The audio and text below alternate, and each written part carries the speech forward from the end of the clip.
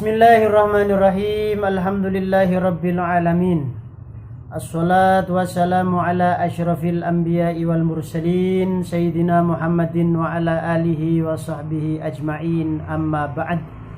Qala al-muallifu rahimahullahu ta'ala nafa'ana bi ulumihi fid dharaini amin ya rabbal alamin. Wa syurutuhu ka syurutil husli khamsatun. Wa syurutuhu utawi pira-pira syarate wudu ail wudu'i tegese syarate wudu ka syurutil husli iku kaya dene syarat-syarate adus khamsatun iku ana 5. Artinya syarat-syaratnya wudu itu sama dengan syarat-syaratnya mandi, yaitu sama-sama ada 5. Syaratnya wudu ada 5, syaratnya mandi pun ada 5. Ahaduha utawi salah suwijine khamsah ma'un mutlakun. Ma'un iku banyu mutlakun kang mutlak. Syarat yang pertama, orang yang mau berwudu dan mau mandi, syarat yang harus dipenuhi pertama kali adalah adanya air mutlak. Adanya air mutlak. Fala yarfa'u mongko ora bisa ngilangaken al hadatsa ing hadas. Wala yuzilu lan ora bisa ngilangaken an najsa ing najis. Wala yusilu lan bisa ora bisa ngasilaken sairat taharati ing sekarine sesuci, walau masnunatan lan senajan iku sesuci kang den sunataken, illal ma'u angin apa banyu al mutlaku kang mutlak. Selain air mutlak, syarat pertama tadi kan harus pakai air mutlak. Mau wudu, mau mandi harus pakai air yang mutlak. Maka selain air mutlak itu tidak dapat menghilangkan hadas, tidak bisa mencuci najis, dan juga tidak bisa digunakan untuk toharoh-toharoh yang lain. Meskipun toharoh itu adalah toharoh sunnah, tidak bisa. Meskipun toharoh sunnah itu tetap wajib memakai air yang mutlak. Masalahnya yang dinamakan air mutlak itu apa? Dilanjutkan oleh Syekh Zainuddin Al-Malibari di dalam kitabnya Fathul Mu'in ini. Beliau berkata, wa huwa utawi ma'un mutlak ma punika banyu ya kau kang tumibo alaihi ing atase ma ismul ma'i apa arani banyu bila qayyidin kelawan tanpa pelanggaran. Yang dinamakan air mutlak itu adalah semua yang dinamakan air tanpa ada tambahan, tanpa ada embel-embel. Pokoknya banyu, tidak ada embel-embel lagi di belakangnya. Wa in rusyiha lan senajan den resep utawa den suling apa ma min bukhoril ma'i saking umube banyu atau hiri kang suci al maghliyi kang gemulak. Meskipun air itu diambil atau disuling dari air suci yang mendidih.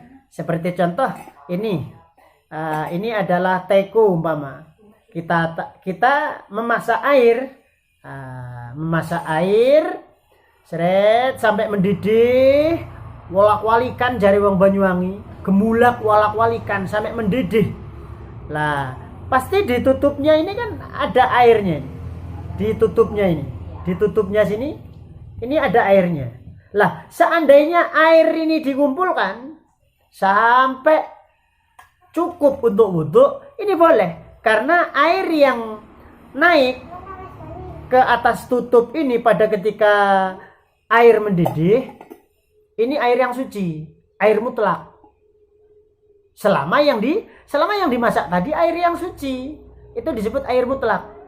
Nah, awis tahlaka utawa rusak utawa campur, sudah tidak bisa dipisah-pisah lagi. Awis tahlaka utawa wis rusak fihi ing dalem maun mutlak, ing dalem ma al khalitu apa perkara kang nyampuri. Atau termasuk juga dalam kategori air yang mutlak adalah air yang di situ bercampuran dengan sesuatu yang sama-sama suci tapi, dan di situ sudah melebur sesuatu yang dicampurkan tadi atau yang bercampur dengan air tadi yang sifatnya sama seperti air, itu sudah melebur. Au kuyida utawa den pelanggeri bimua apa banyu bimua faqatil waqi'i kelawan nyocoki perkara kang nyoto, perkara kang nyoto, perkara yang terjadi. Kama il bahri iku kaya dene banyu segara. Atau ada air di situ ada tambahan nama. Ada air yang di situ ada tambahan nama sebagai menerangkan wadahnya atau tempatnya. Suatu contoh, air laut. Nah, air laut itu termasuk air mutlak. Katanya tadi hanya air saja tanpa ada embel-embel. Iya, embel-embel di sini seperti kama'il bahri, air laut, ini hanya untuk menerangkan tempatnya, menerangkan wadahnya. Karena air itu di laut, maka disebut air laut. Atau kata orang Jawa begini, ini saya ambil air suci, saya taruh di ceret, teko atau kendi. Maka menurut orang Jawa pada umumnya, orang Indonesia juga pada umumnya, kan air ini disebut air ceret, air kendi. Lah jadi nama yang ada di belakang itu, embel-embelnya hanya untuk menerangkan wadah atau tempat. Lah air yang seperti ini meskipun disebut air ceret, air kendi, air sungai, air telaga, air kolam, itu adalah air yang mutlak. Berbeda nanti kalau dicampur dengan sesuatu yang lain, yang mana air itu tidak butuh. Seperti contoh kita membuat teh, kan disebut wedang teh, air kopi, baru itu bukan maul mutlak namanya. Nah, jadi kalau kita mau wudu, kalau kita mau bersuci, menghilangkan najis, menghilangkan hadas kecil ataupun besar, yaitu mandi, maka syarat pertama harus memakai air mutlak.